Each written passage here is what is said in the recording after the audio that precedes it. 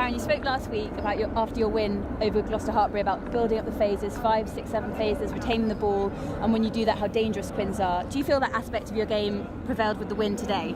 Yeah, I think we did. We really created a good platform. That was the first and foremost thing. I think our scrum was really, really dominant, and we've worked.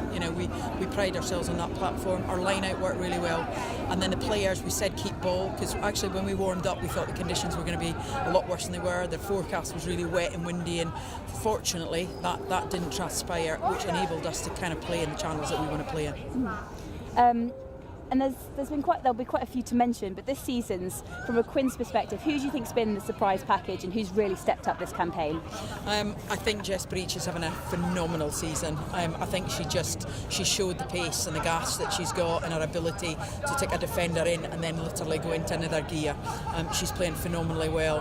I think Leanne Riley, our scrum half, had a great game today, faster delivery, really good off the base. I think she causes a few problems, but the beauty of the side at the moment is they just genuinely are all playing for each other. They're a really harmonious group, and I think it's showing how we play. And you've got 8 league wins from 8 so far this season. It's obviously a relationship that's bearing fruit. How does your coaching partnership with Gary Street work so well? I think the thing with me and Gary is we both want to play the same style of rugby, the same brand, and I think when you're both on the same page with that, then the complement of the backs and the forwards coaching and the technicality that we're putting into our players just is really, really complementary.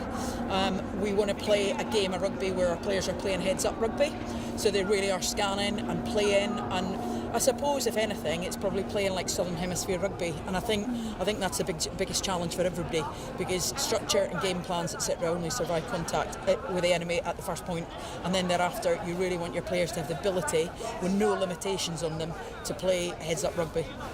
And just finally, this today was a local derby. There's now a 3-week break from the league, and when it picks back up, there's another London derby in the form of Saracens. Both of you at the top of the table. Yeah. What's your preparation going to be like ahead of that game?